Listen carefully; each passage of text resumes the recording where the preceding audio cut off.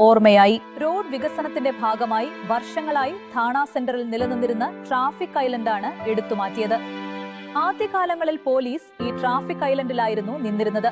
പിന്നീടത് ആധുനിക സിഗ്നൽ സിസ്റ്റത്തിന് വഴിമാറുകയായിരുന്നു. ഈ സിഗ്നൽ സിസ്റ്റമാണ് റോഡ് വികസനത്തിന്റെ ഭാഗമായി എടുത്തുമാറ്റിയത്.